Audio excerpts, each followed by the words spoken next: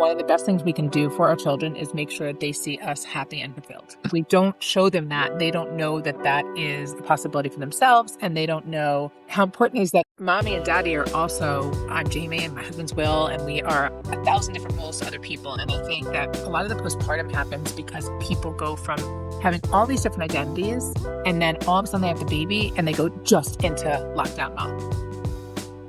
Well, welcome to Biohacking with Brittany, the podcast where science meets wisdom. I'm Brittany Ford, holistic nutritionist, biohacker, and mom. And for years, I struggled with gut issues, hormonal imbalances, and the exhaustion of motherhood while running a business. Biohacking and functional medicine became my way back to clarity, vitality, and trust in my body.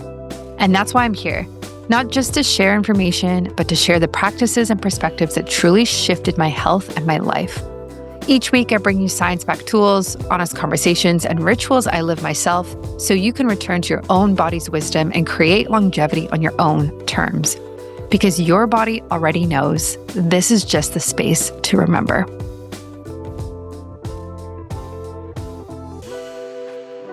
Hello, and welcome back to Biohacking with Brittany.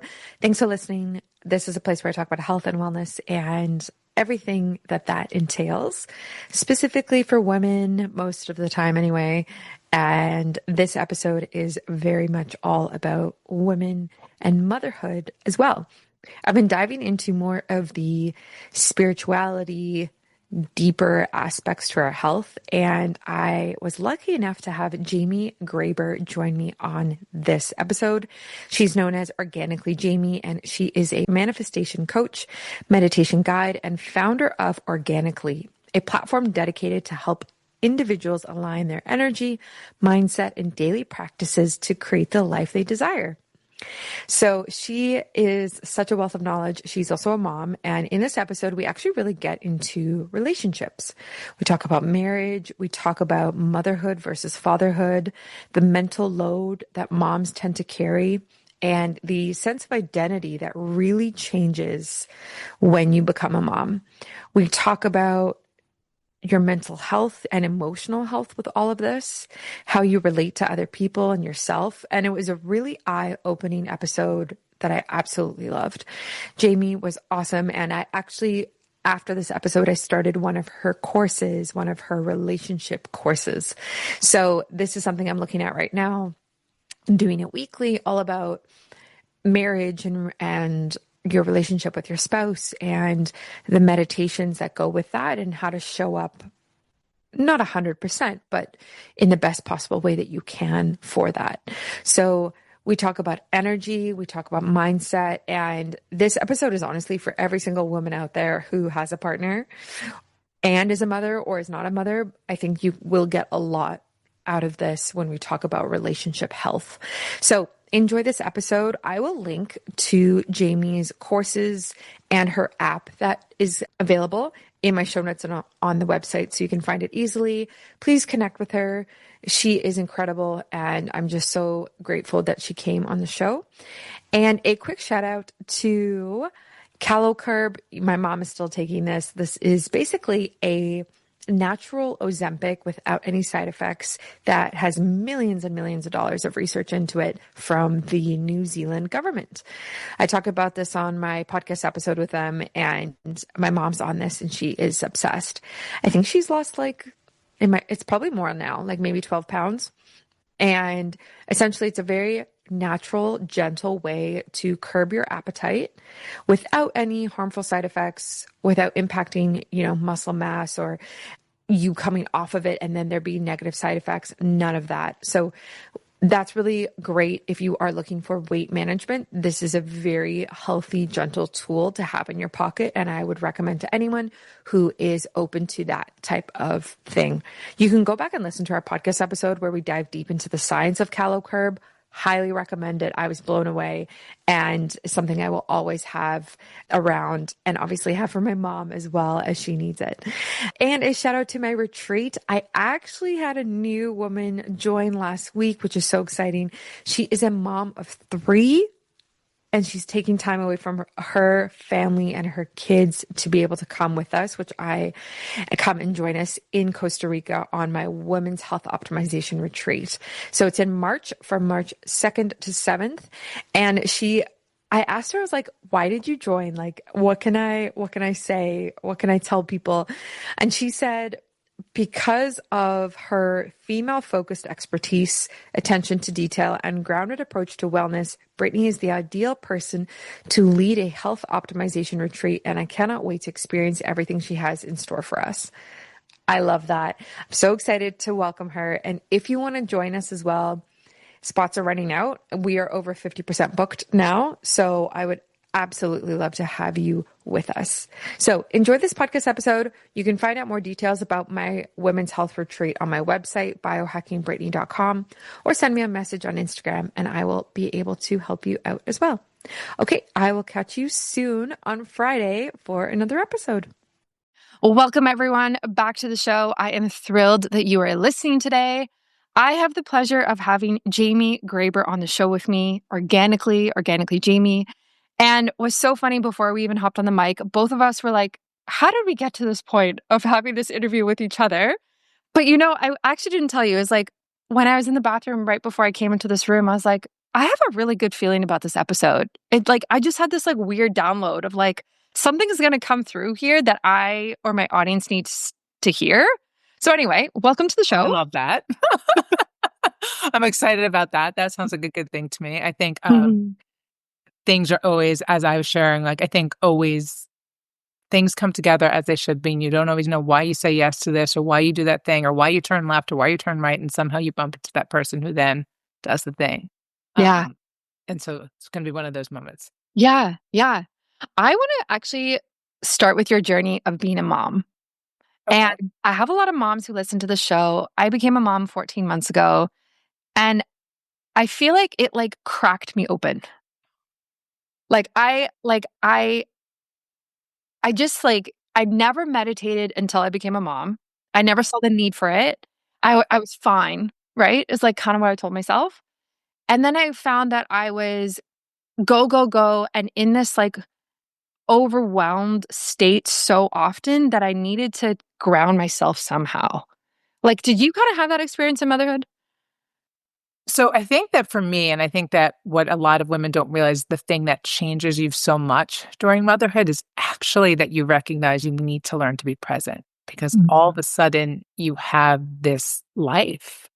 And it's wild. And it's one of the wildest things. I remember the day before I had a planned C-section. And so I knew that I knew I was going to go to bed one day, not yet a mom, and wake up with one the next day. I knew it. Wow. And it was baffling to me. And I think that for so many of us, part of it is you find this incredible purpose that you never recognized before, because now you no longer are just about you.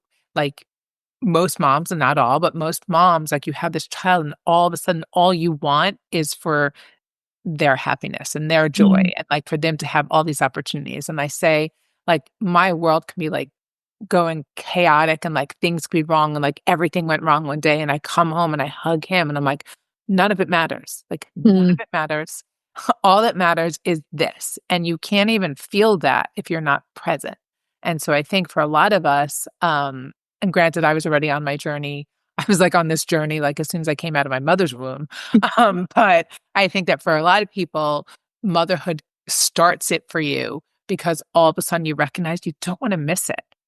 You don't want to busy yourself into not missing it. And when you feel yourself in that, moving so fast and being super reactive, you can just get a glimpse of something you've missed. And you're like, wait a minute, this is not living, there's that meme that's big on Instagram right now. And I'm going to misquote it exactly, but it's I forgot this is what it's about.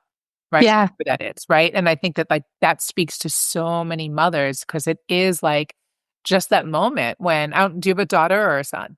A son. Right. So I have a son, and I love being a boy mom.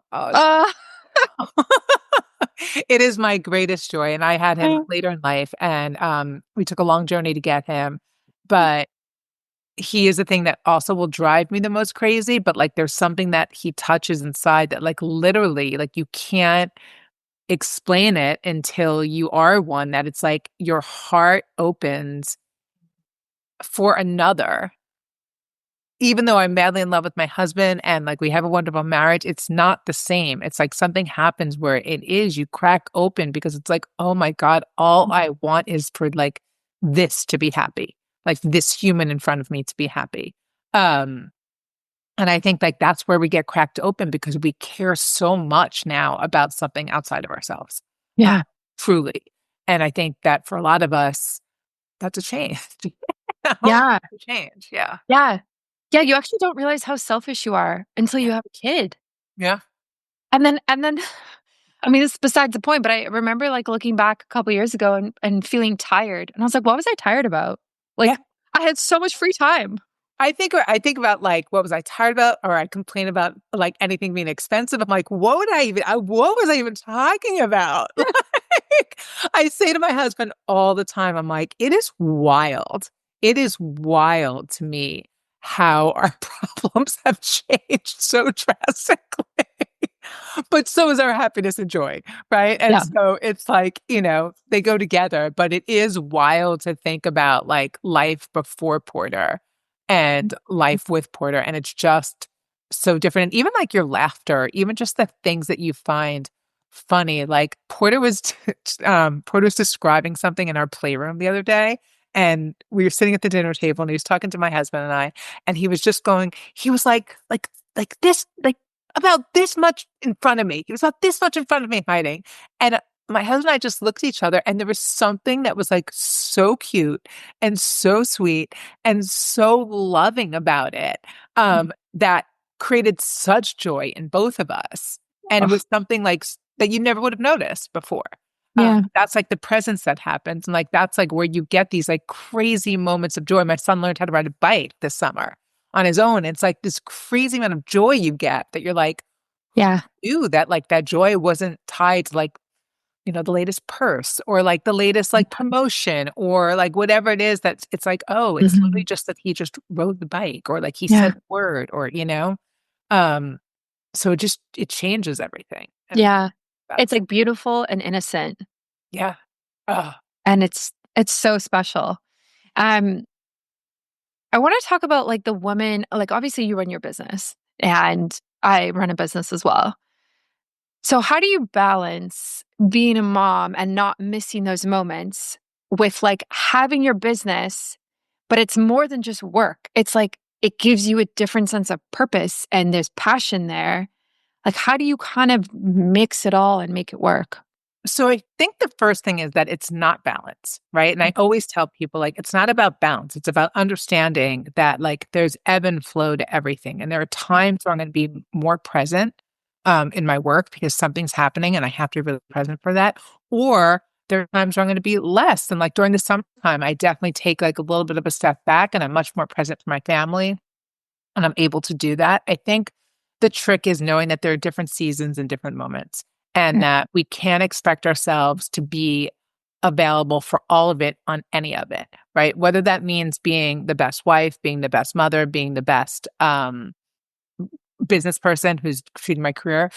There are things I've missed that I could have really done better for my career. There are moments that I've missed with my son, for sure. And there are moments I miss as a partner as well.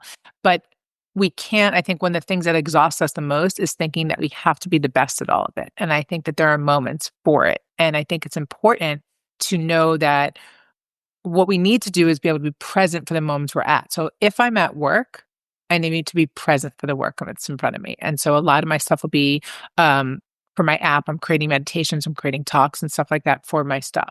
And I have to be very present for that and very focused. I can't be thinking about, oh, as soon as I'm done with this, I'm going to go do this and go do that. I have to be very present for the people in front of me in that moment, even if they're not actually in front of me, but for the work that I'm putting out for them. And then when I shut that off and I go sit with my son, I can't be on my phone doing all my emails. Right. And so then I get to be present for him. And then if my husband and I are on a date, we have to put our phones away so we can be present for each other. And so I think the real trick is just about learning how to be present for each of those moments and being okay with the fact that it means that you're going to miss some of the other. Right. And you just have to be, you'd have to choose wisely on that. I'm lucky, I think like you, like I get to work out of my home. Yeah. And so I do most of my calls in between when like I take him to school, I walk him, we're like a 20-minute walk from school and we walk him every day. Any Nice. season we walk him, right? And that's really, really important to me. But then I don't pick him up. I have a nanny and like she picks him up. And then when he comes home around 4 is usually around when I'm done. And then I get to be present with him too. And then I also usually have an hour so that I might still be doing work. And so if I know that, it's just planned accordingly. And then I know from like 7 to 8:30, he goes to bed late, like that again, I'm present again. And then the phone goes away. And so it's really figuring it out. But then that also means I tell this to a lot of my clients because I work with a lot of women who work and they're also moms and they're amazing moms. And they're also really into their career. And I think one of the most important things is understanding that we're not looking for balance, we're looking for flexibility. We're looking for the idea that like I can go on um, an hour morning with my son, right? But then it might mean that from 8 to 9, I'm working at night, right? And so I get to move my hours. And I think like that's really important is understanding like the freedom of being able to move what hours you work and when you work is really, really helpful because it allows you to actually do more as opposed to saying 9 to 5, I'm like locked in and I'm not at all in mom mode. I'm only in like work mode. Well, Yeah. that's crazy, And so I think that works. But then it does mean that I break the rule and I work at night. But like I love that because he's sleeping so that I don't have to worry about that. I enjoy it. It's quieter, so I'm able to like actually focus and like get a lot of the admin or the writing that I do. And so I love it. And so it's like figuring out what rhythm works for you so that you can bring that into yours and don't try to replicate like someone else's work schedule. You have to figure out what works for you. This episode is brought to you by Optimize Her, my women's biohacking retreat in Costa Rica, happening March 2nd to 7th, 2026. I am so excited, guys. This isn't just another yoga retreat. It's a 5-night, 6-day, science-backed health optimization woven into feminine restoration, designed specifically for women's bodies. We'll dive into functional medicine and longevity tools, experience healing sessions like sound baths and cacao ceremonies, and recalibrate with daily movement, spa rituals, and farm-to-table meals that support hormones, gut health, and vitality. It's not about fixing. It's about clearing the noise so you can actually tune into your body again. If you're ready for deep restoration and transformation, you can explore all the details in the show notes, and I would absolutely love to see you in Costa Rica. Yeah, I love that. There is something to be said about working when your kid sleeps because I can just like actually zone in because I'm like, he's taken care of. He's totally fine. And in early days, like I would just work when he napped and slept at night, and that was it. Yep. We didn't have any other childcare. So it was COVID when I Ooh. got order in October. It was October 2020. And the thing that was so beautiful about that is like I worked a ton then because a lot of people needed a lot of help, right? And I was really helping a lot of people then. But he was always like with me. And he could just be with me, because it wasn't like I was leaving anywhere. And so like that was the days like the DockATot, so he was over there. And then when he started moving, it became a little bit more like, oh, I have to wait until he's actually napping to do this or else he'd be mobile. But yeah, I think it's important to figure out when you get your windows in. Yeah. Yeah. How do you advise women when they feel a sense of guilt or shame if they're choosing to pursue a career that they have so much passion for and maybe they are missing some of those child moments? I think you have to figure out how you make it up to the kid in different ways. And so for us, we're very much like on the weekends, I am very much with my son the whole time. Like we spend the entire weekend. A lot of people in New York get like the weekend nanny. We don't have the weekend nanny. There's no judgment on it, but like we spend just a ton of time with him then. And I do miss things. I do miss things and I feel sad or bad that I miss them, but I do everything I can to not miss them. And then I give myself grace when I do. And when we think about the guilt of that, it's so cliche to say it, but the truth is that one of the best things we can do for our children is make sure they see us happy and fulfilled. Yeah. And if we don't show them that, they don't know that that is a possibility for themselves. And they don't know how important it is that like mommy and daddy are also, I'm Jamie and my husband's Will, and we are 1,000 different roles to other people. And I think that a lot of the postpartum happens because people go from having all these different identities, and then all of a sudden they have the baby and they go just into lockdown mom. And like, that's really hard because there's so many different facets of us, and different parts of us get brought out depending on the scenario that we're around, depending on the people that we're around, depending on the environment that we're around. And when we take it from being like very, very wide to all of a sudden small, it sort of like puts you back into fight or flight because you become so incredibly focused that this is all you can see, that it causes an immense amount of anxiety, a lot of depression, and a lot of fear around even just being a mom, because it's like the only thing that you can see. And when you expand your view, you wind up calming yourself down and seeing more and not having to be so hyper focused on being a mom, and it gives you a lot more space to enjoy the experience. And then your child gets to be with a parent that enjoys the experience, which is really important. Yes. Yeah. When we thrive, they thrive, which is something that I'm learning. Yeah. And like, I just get so much, I don't want to say identity, but I get so much purpose and passion from the work that I do. I just love health and wellness, like in any facet. And so if I were to be a stay-at-home mom, I think I would just like rot inside a little bit. Do you know? Like, Yeah. a And part I of me also, would die. yeah. And do you know what I say all the time to people, which I think is really important also, is that I wouldn't be good at it. But that's a really important thing to Yeah. understand, because I have clients who are stay-at-home moms and they're amazing at it. Wow. They're the people who want to teach the child to read or do arts and crafts. I'm like, that's not my skill set. And so what I recognize is that, like, well, I go out and do the thing, and then I have someone like our nanny is amazing. She loves arts and crafts. She sings, she dances, she does like these videos with him. Like, she's so into No it, fun. loves it. And I'm like, you become the best mom possible when you have the right support around you, right? And so it's like, I understand my flaws and I understand where I excel and where I don't. And so my son knows how to breathe because of me. My son understands like regulation, even at a really young Nice. age. And he talks about meditating and like the moons and the stars and all that kind of like outer worldly stuff that I'm so into. And he gets all that from me. But I'm not the one who's sitting there helping him make his A. If anyone saw my handwriting, they would tell me I have no business of helping anyone with their handwriting, right? And so it's like, instead of feeling guilty that I have someone else doing it, it's like, no, I have someone who's much better suited.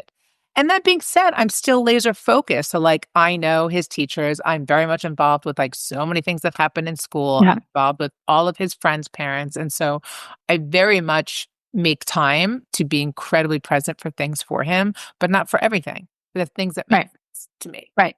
Yeah, you're still carrying the mental load, right? Like, you're still involved, which Yeah, is well, very much so. Very much. yes, Yes. yes. And like, even the mental load in itself, I had heard about the concept before I became a parent, but I didn't really understand it. And then when I had a baby, I was like, oh, I have to think for another human 24/7. Like, And 15 steps ahead, yes. right?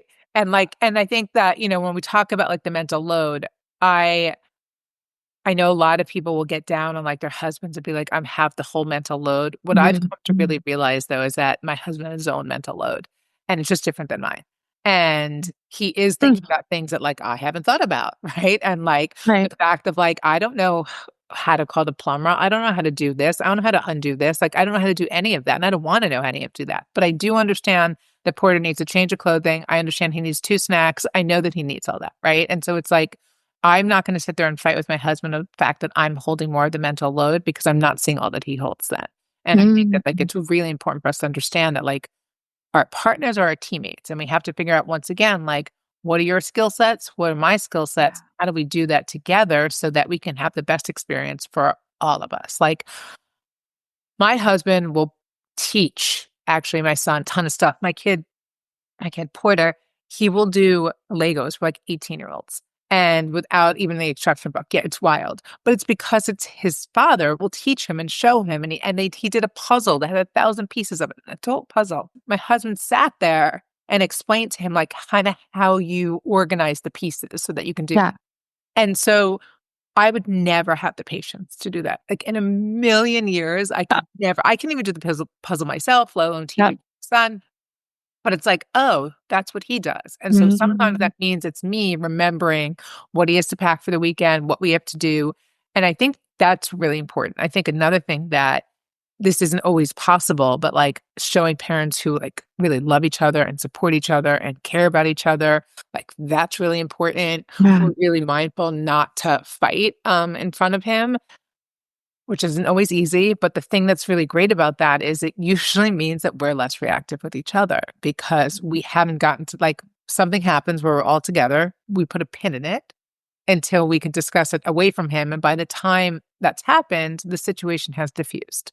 And we are able to calmly say, this is what I experienced, and this is what I think you were doing. And then the other person's like, okay, well, that is not at all what happened. This is what I experienced. Yeah. And then we could usually laugh about it, right? And so Mhm. it's interesting to see how just knowing that you don't get to react because you're mindful of the child in front of you, it often can diffuse even the fight that you were about to have, as opposed to if you allowed yourself to scream. I grew up in a home where my parents were still very happily married, but there was like screaming and insanity Wow. constantly and always. But again, also incredibly loving.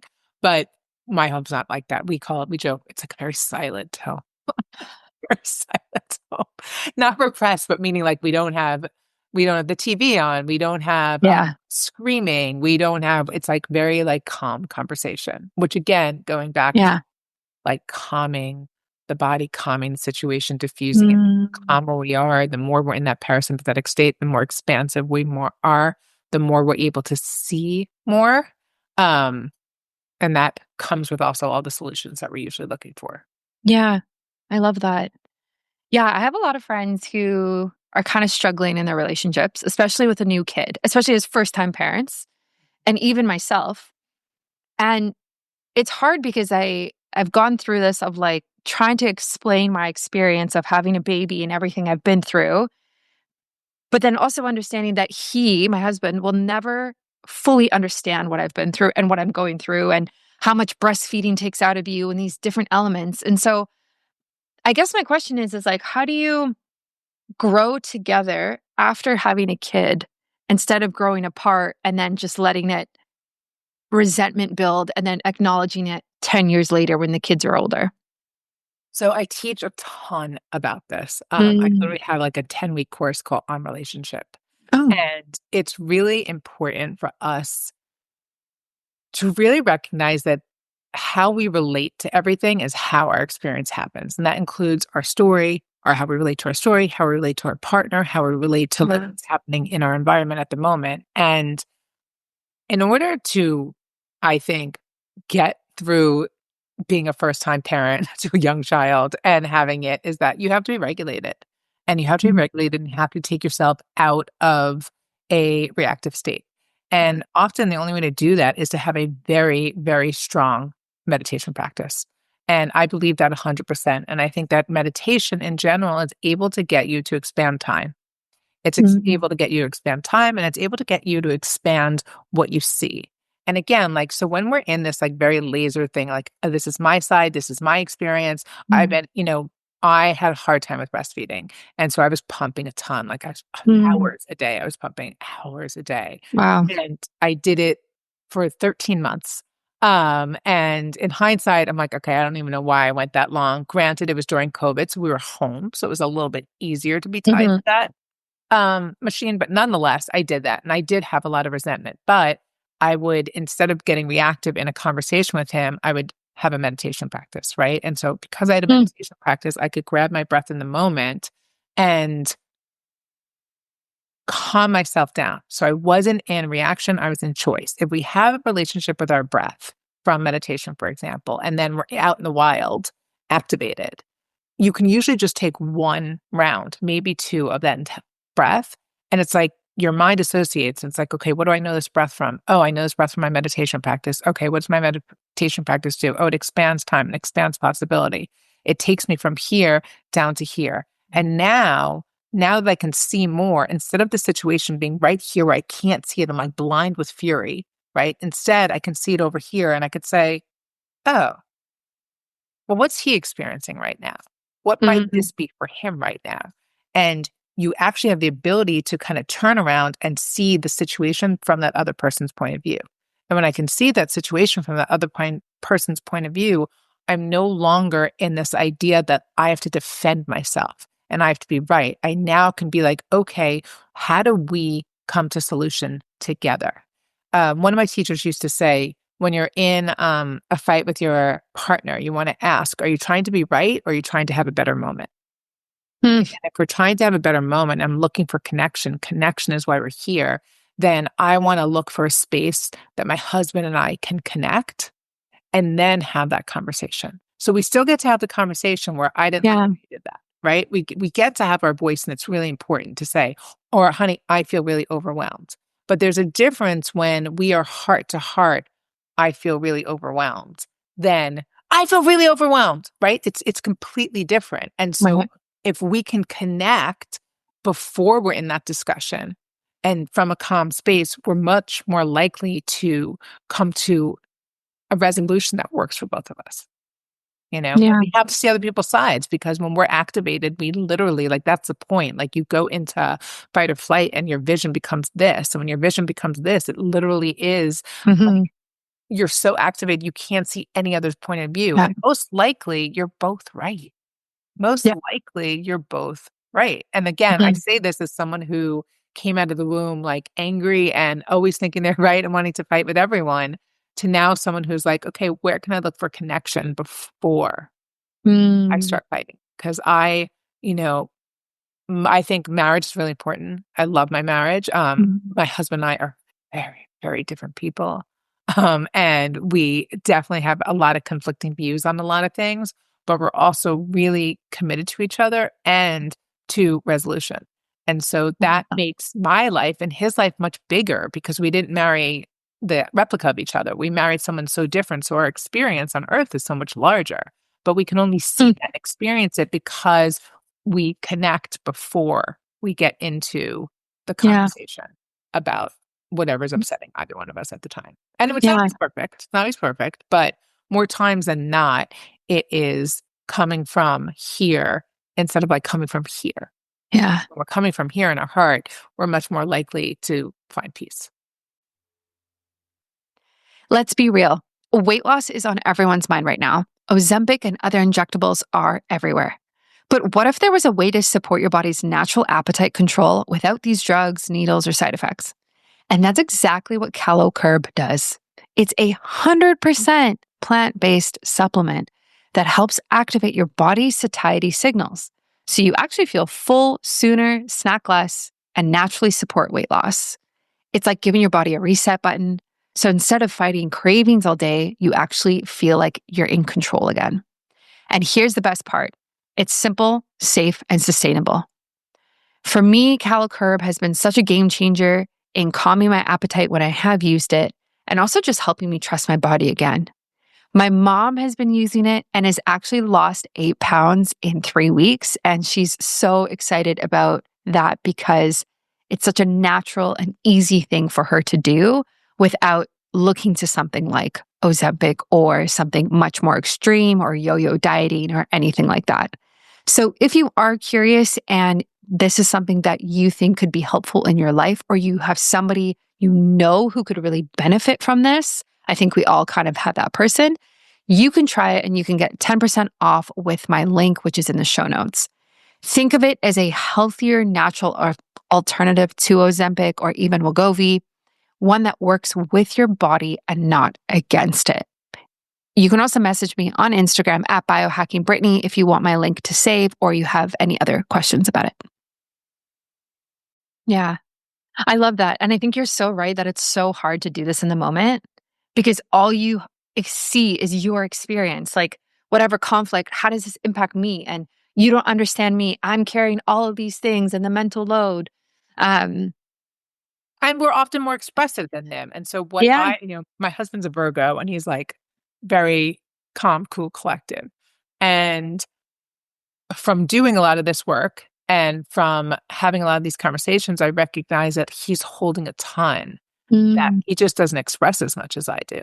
And so just because he's not saying that he's Mm. overwhelmed, just because he's not saying any of those things, like the men in our lives, and again, this is a very large blanket statement, but from noticing like the men in my clients' lives and also in the lives of my friends and the people around me, like they're a lot more present than my dad was. You know, it might Yeah. be a good dad, but he was a good dad during a different time. And so what that looked like is very different. And we can't expect them, like we are wired differently, and women are going to be thinking about all the things because that's how we're wired, right? Like we think differently than they do, and it's okay. And so we just have to recognize that there are things that they're probably doing that we don't notice and they're not complaining about. Yeah. Yeah. Yeah. Because on that note, it feels like taking the time to be like, okay, I'm not going to react. I'm going to take a breath. I'm going to respond.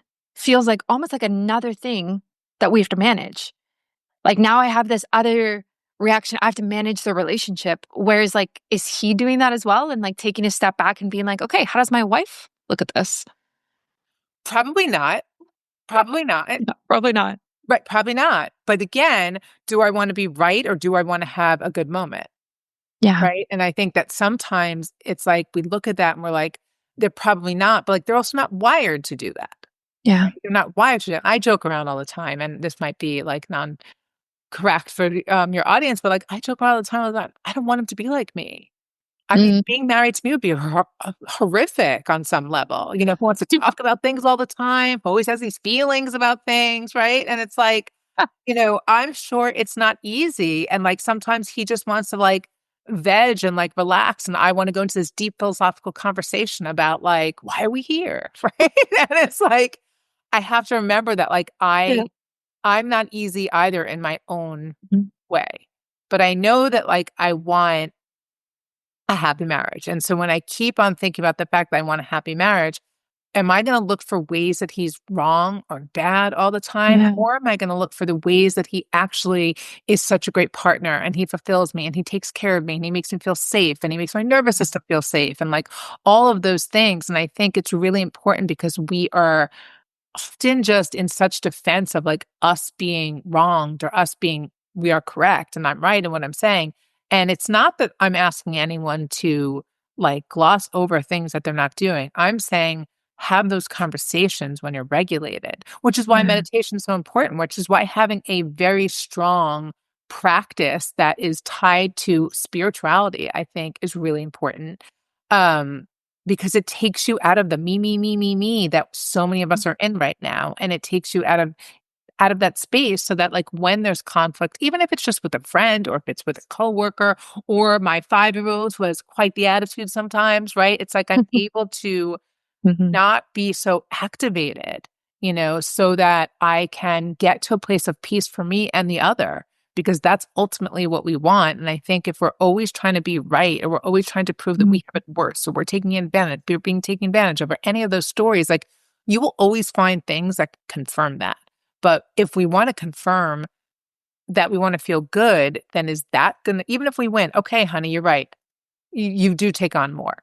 Like, does that really make me feel better? No. I want it to be that like we can see each other and we can come to solutions Mhm. that help. And even if my husband and I am almost willing to bet a lot on this. So even if your husband was going to be the one who like prepped for the trip and the packing, would you let him? No. No, of course not. I mean, I would check it. So this is what I do with my husband for a lot of this stuff, right? Is that I'm like, listen, I need you to go pull everything you can imagine. I'll say it to him, like 2 shorts, 2 this, 2 that, 2 this. And after doing that a ton of times, though, it's never the shirt I wanted him to pick. Yeah. It's never like the outfit. I'm like, that doesn't even match. What? Like, and to him, it does match, right? And so, like, there are times where I'm like, okay, we're going someplace. I really care about what Porter's wearing. I'm going to pull everything. And there are other times where I'm like, I don't care, let him choose what he wants him to choose, Right. right? And then I know the list already, so I'll walk by and I'll say, "Did you choose this? Did you remember this, this, and this?" Right? And so, like, I cannot do that, and then we can get to the place and be missing the thing, right? Or I can just do that because it naturally is in my head. It's not naturally in his head. So why am I trying to make him me when he just Mhm. doesn't think that way? Right. You know? And Yeah. again, I guarantee for all of us, and I say this as someone who's been through this, it's not like I was born doing this with my husband at all. So Yeah. please know that I had to get here.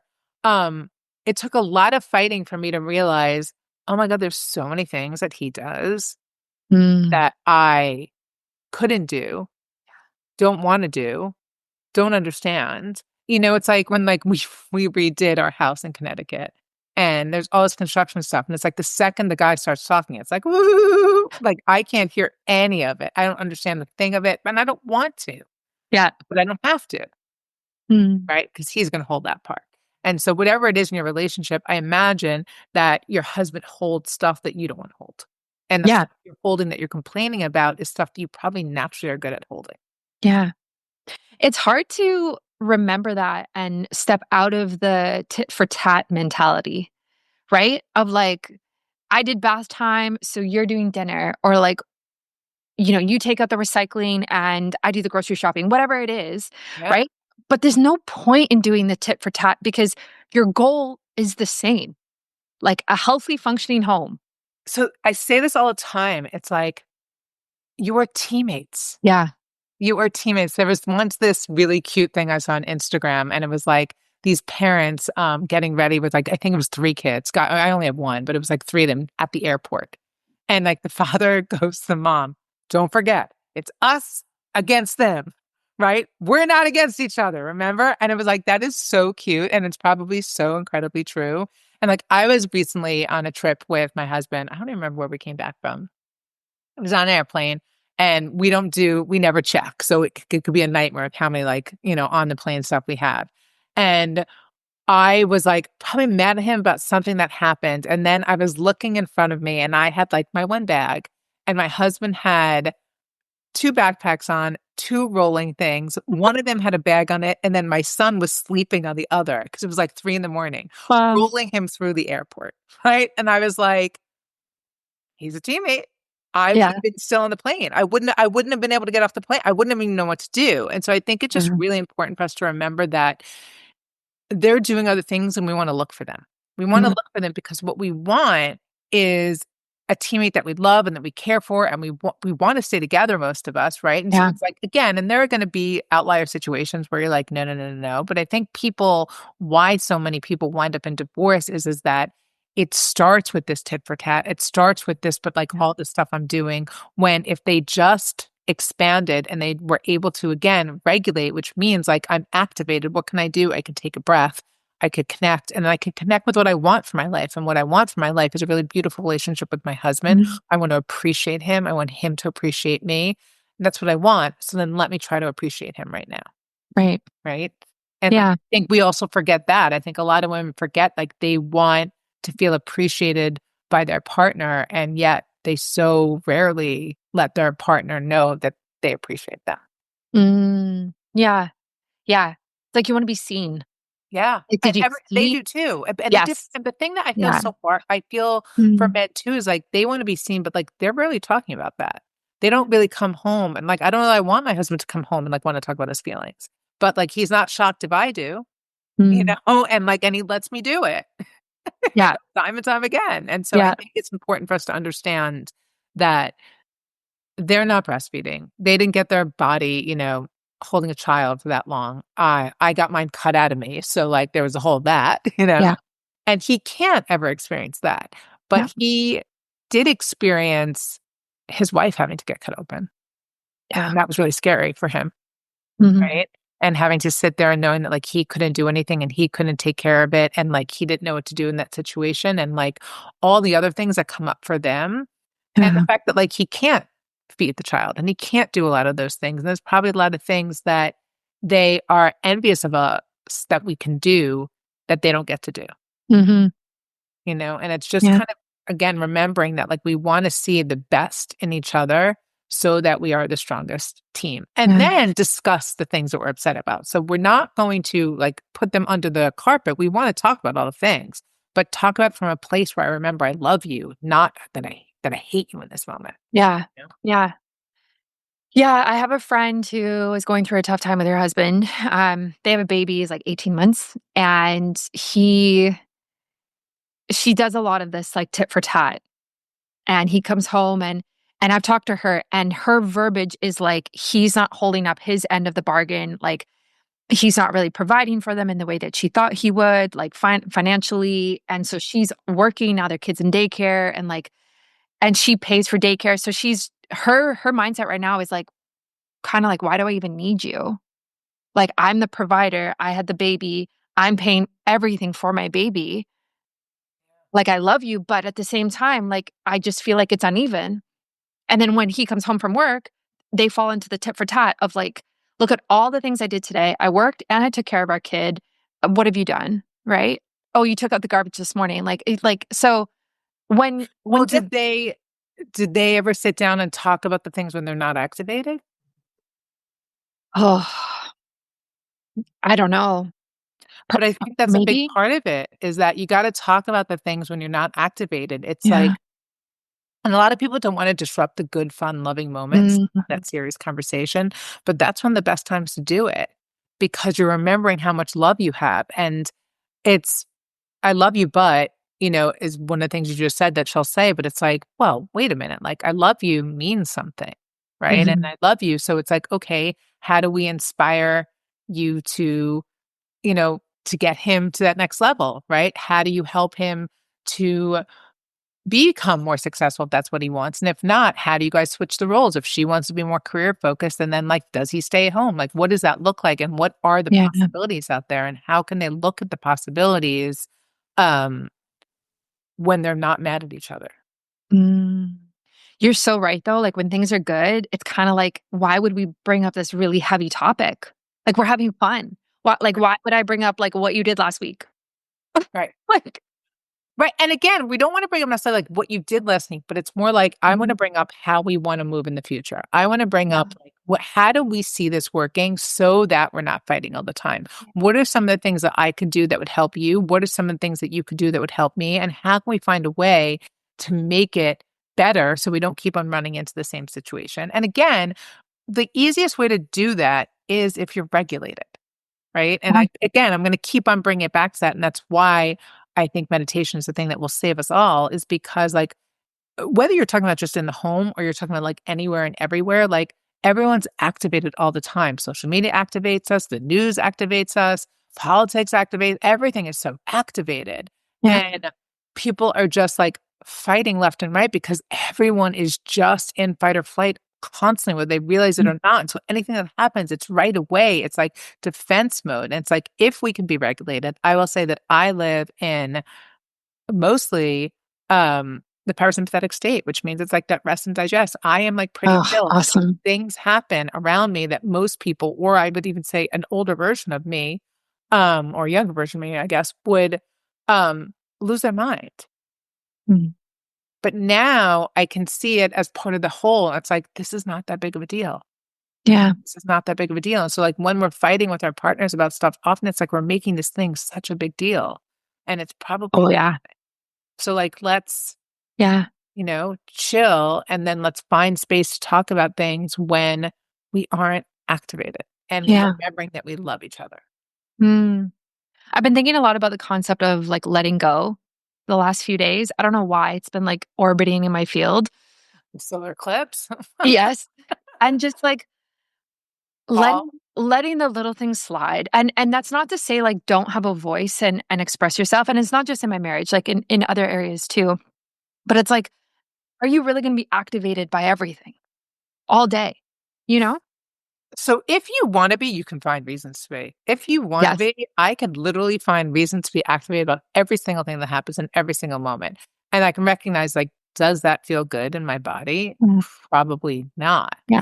right? And I think that whenever we find ourselves triggered, right, which is where we're gonna be reactive and, like, where we're gonna find problem with everything, what we wanna do is, again, in that moment, take a breath, get ourselves out of fight or flight into Mhm. a calm state, and then say, "What's the story I'm telling myself right now? What Mm. is this mean? What does this mean to me that I'm making this such a big deal?" So, for example, when my husband and I lived in our old apartment, he would leave dishes in the sink at night. This is pre-Porter, and I would lose my mind. Lose my mind. Um, and I we were in therapy, and I was, like, just losing my mind about this, and she's like, "Well, what does it really mean to you?" Mhm. And I was like, I was like, and I thought back about how other people who I'd lived with at the time would leave dishes in the sink. And to me, it was saying like, bitch will do it. My bitch will clean those dishes. If you Oh. were my husband, there is no world where he would ever think like that, speak like that. He's the kindest thing in the world, right? Oh. And what I realized is that him putting them there was telling me a story that he's like, it's only two people live there. So if he's not cleaning the dishes, he's basically saying like, you're going to do it for me. And that really activated me. When in having a calm conversation with him, it's that at night, his mom has it too, like their skin gets really dry. And so he can't have like wet hands at night or else he'll never get sleep and he just wants to do them in the morning. Right. Wow. And I was just like so activated by all this. And so I also had the choice then. So it didn't mean that either I could let him do them in the morning or I could do them at night if it bothered him. And then like the therapist brought this out, which is totally true. What if it wasn't about his dry hands? What if he just didn't care if the dishes were in the sink? Like, and I do, then I should do the dishes. If he doesn't care that dishes are in the sink and I do, I shouldn't make him do the dishes, then I could do the dishes. Right. You know what I learned? I don't care that much when we do the dishes in the morning because I didn't want to do them at night either, right? Yeah. I made it so important at that time. And really it was because of other things that were happening. And so when we're activated, what we want to be able to do is get curious in that moment. Why are you activated? Why are you upset? What is the story you're telling yourself? What is this wound that's being touched right now? And if I can sit with that, I probably will actually get to something much deeper than the dishes or whatever it is that we're fighting about. And then I can get to some real healing, right? Because then I can have it. But and also in that conversation, I can be so much softer in how I speak the request of what I'm asking for from my partner, because I realize it's about something that probably doesn't even have to do with them. Yeah. Yeah. And so it's not about like letting things go and just ignoring it because, well, for some level, it's not letting them go. It's getting curious with each thing that you have and saying, okay, like, does this actually matter? Yeah. Does this mean something else? And if so, okay, let me address the actual real thing. And if not, then yeah, let me let it go. Right. And recognize I don't even have to be activated in the first place. Yeah. Yeah. Yeah. And it's like, what do the dishes represent? Like what's actually going on internally? Is it like maybe you don't feel supported or maybe, I don't know, whatever is actually coming through? It's not the dishes. Right. It's very rarely the dishes. It's very rarely the dishes. Or it is the dishes because it's showing up in a lot of ways that you're not supporting me. Okay, how can I support you? Yes. Yeah. Right. Exactly. And then, but if I come at him, why are you doing the fucking dishes? I hope I can curse. Yeah. Why are you doing the fucking dishes, right?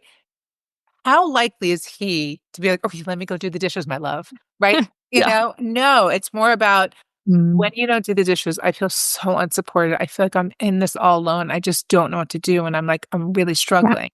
Most likely, he's going to be like, I didn't even realize that was the experience for you. Like, and clean the dishes, or we can both clean the dishes, you know? Yeah. Yeah. You both could do it. There you go. Yeah. Date night at the dish sink. Thank you for listening to Biohacking with Brittany. I hope today's conversation gave you something to take into your own life, a practice, a perspective, or simply a reminder to trust your body. If you love this episode, please leave a review, share it with someone else who could benefit, and join me over on Instagram at biohackingbrittany for more. And if you're ready to go deeper, you can explore my retreats, community, favorite tools, all linked for you in the show notes. Until next time, remember, your body already knows.